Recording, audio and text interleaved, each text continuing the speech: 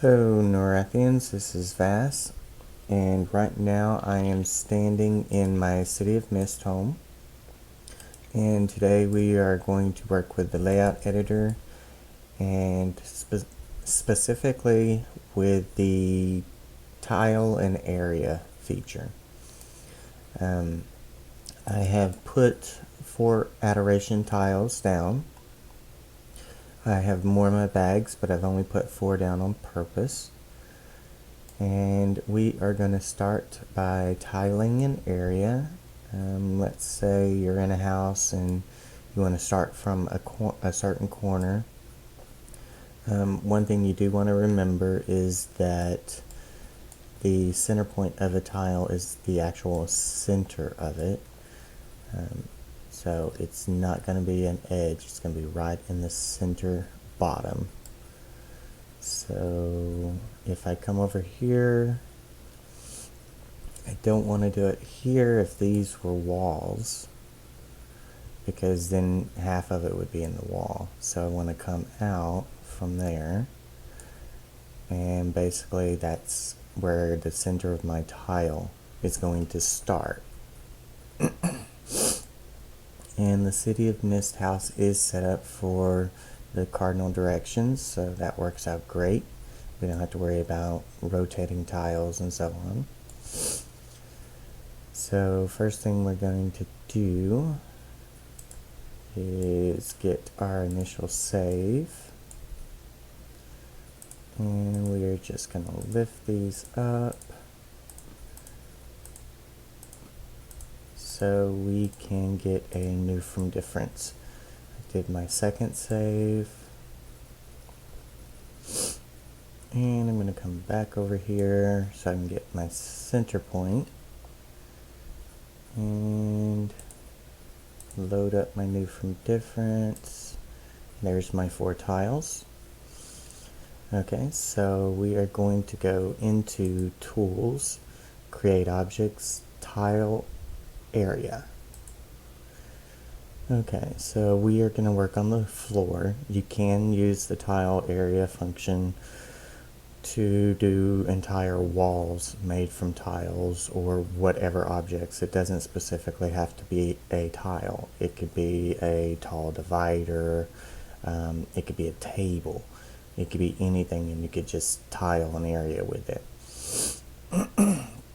So the very first thing I want to do is make sure that I'm selecting the right function. This one is the floor, so that's what I'm working with. The start point is what we need to fill in. We don't need an end point. That is optional.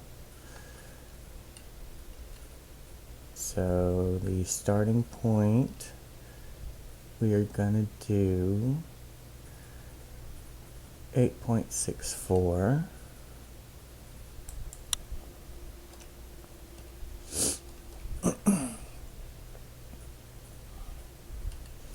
And negative 4.14 and negative 602.37. 602.37. So I've got my start point in.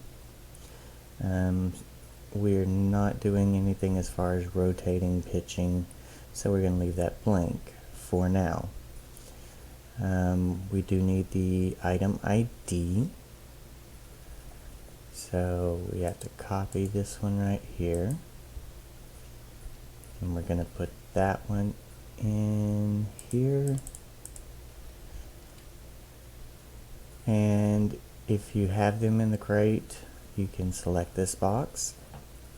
And we know the max scale of most tiles is 6.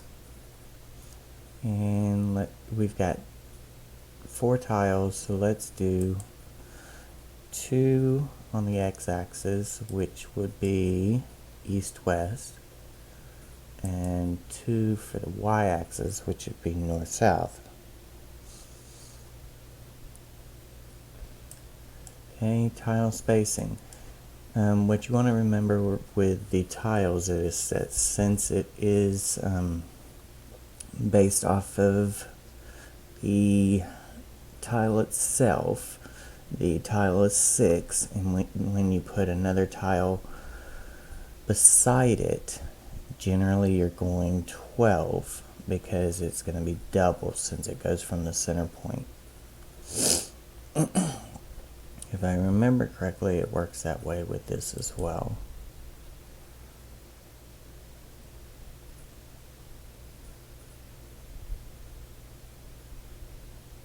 But for some reason I'm thinking it should be 6, but we'll go with 12. Okay, so I hit create and it is in here now. It created its own little group. I'm going to go back here and delete the ones that are there. That way I just have the ones that I've changed. Okay, and apply and save all. And now we load it up.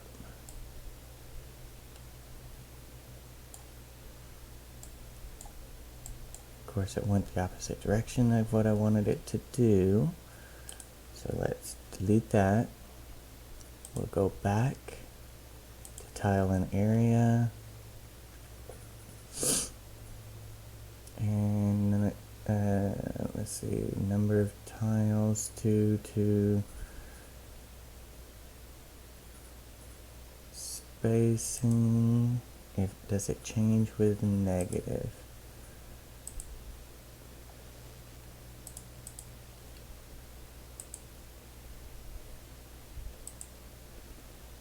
It does.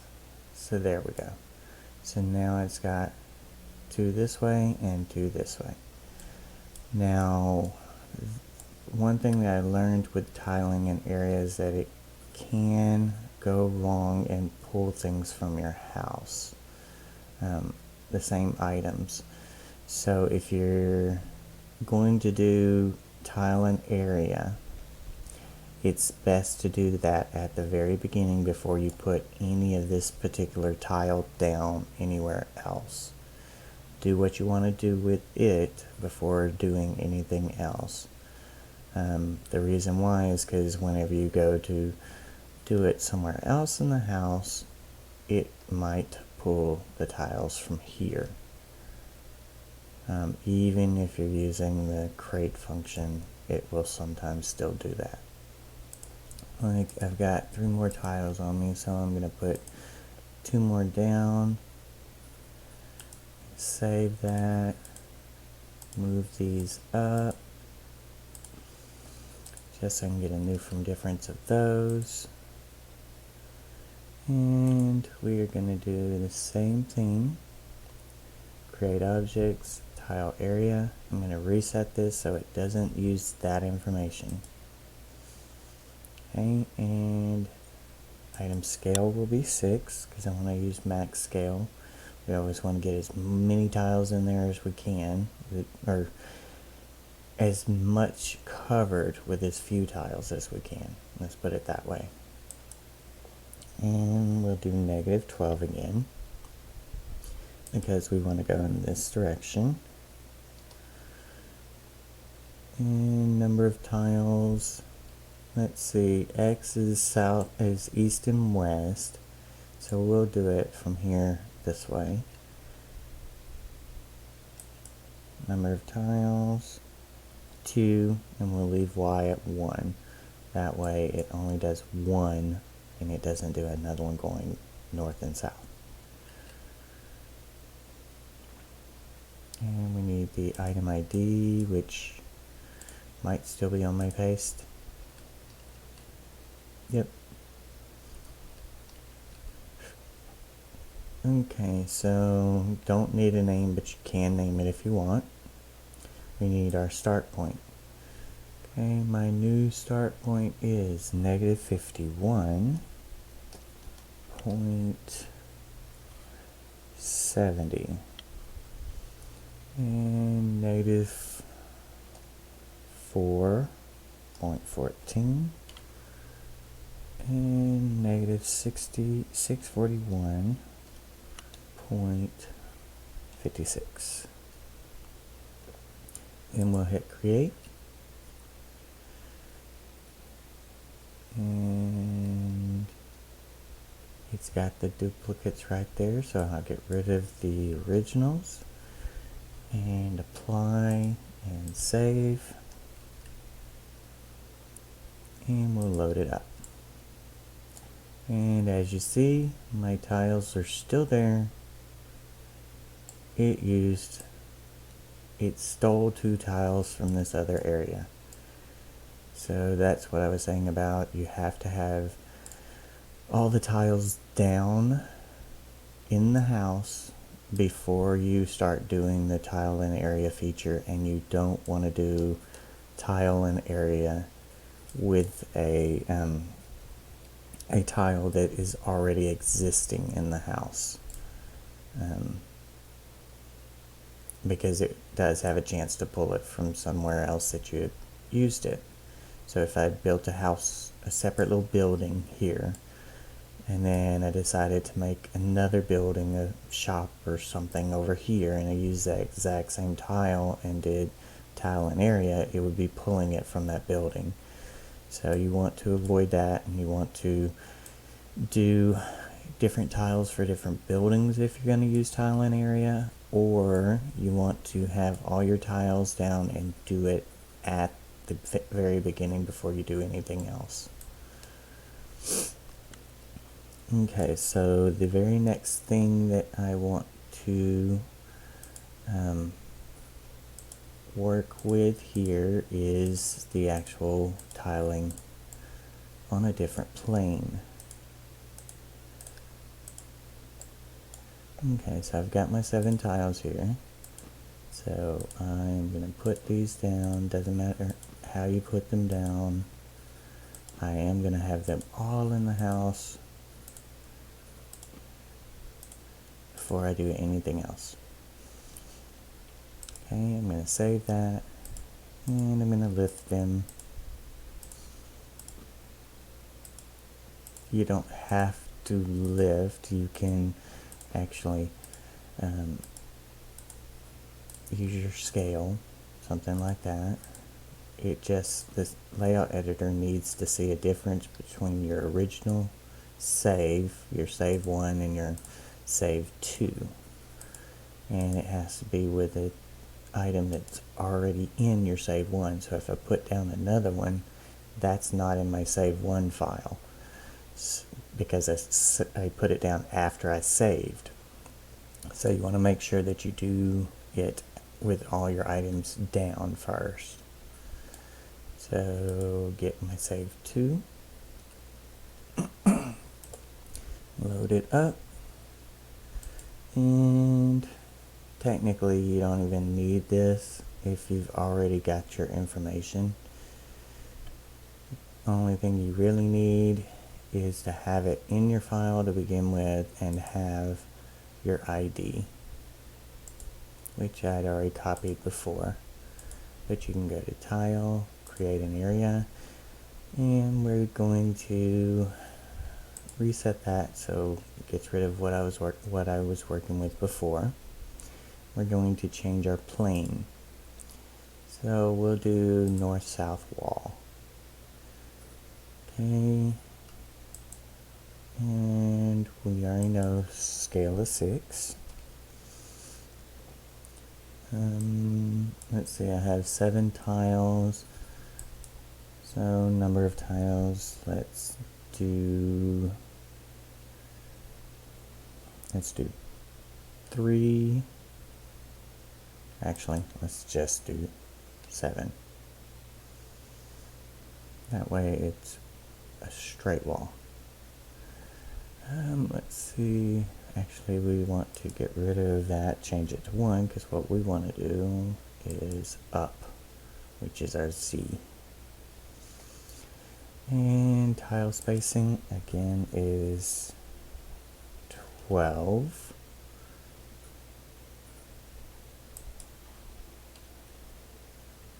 And item ID, we're going to paste that in. And we just need our starting point. We're going to start here. Actually, let's go to lip here. Okay, so I've got 48.8,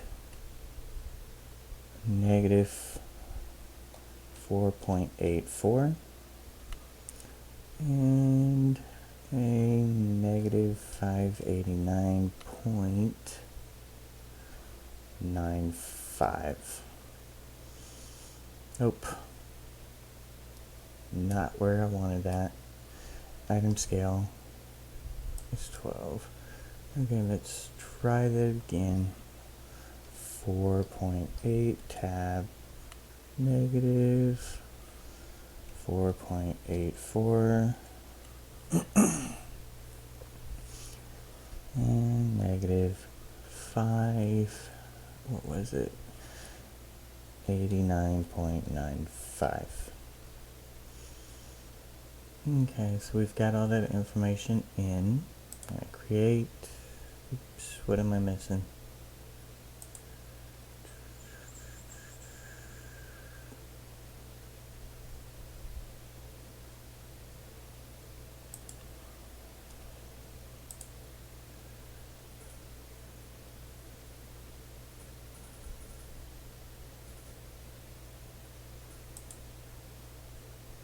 Oh, that right there.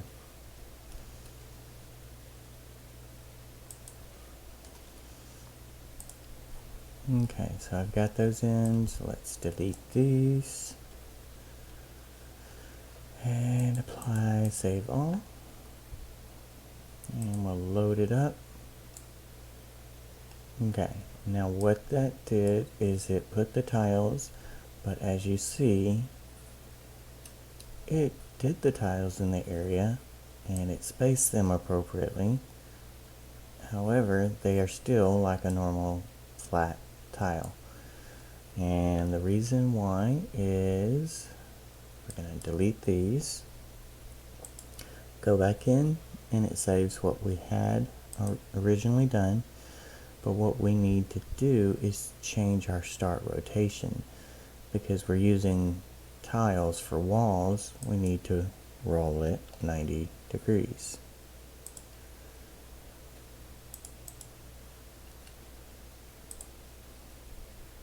Oops, wrong one.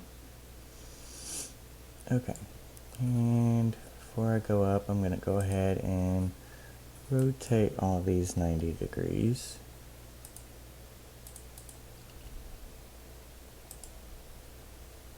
There we go, and now we have our solid wall. No gaps, no overlaps, no shimmers. Now you did see a little bit of a disappearing, and that is just something that happens occasionally in a house. You can just move it by hand.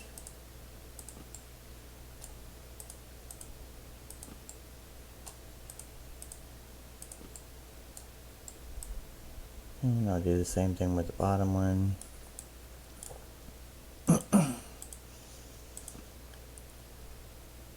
And then reload it. And it puts everything back. And this time it shouldn't disappear. There we go. Shouldn't flicker in and out of the frame. Now, one thing that you might have noticed that is when it flipped the tile, this is why I brought it to the edge. When it flipped the tile, it's easier if I click on that one so I can show you. But this, it flipped the tile and it started it at the starting point I told it to. But the starting point where I was standing is where it's starting from, and it's using the center point of the tile to start from. So if I were to roll it, you would see that that's the center point of the tile, which is the bottom of the tile. You can always flip a tile upside down if you're in a house that kind of eats tiles if you sink them. And the center point would then be at the top since you flipped it upside down, and you'd be able to sink it down into the ground more. But there is our wall. And at this point you can raise it up, you can copy it to new tiles and move it out 12 because these are scaled to 6 and it's double for tiles. You can copy it here and rotate it, and since you're rotating at the center point, it would be from center to edge would be 6, so then you can move it 6 and then move it 6 this way. That way the center point would be over here rather than there, and make a corner. So you can do all that once you've got your main starter in. So that is going to be the end of the video for tiling, and we will be back in the next video where I will work with doing roofs.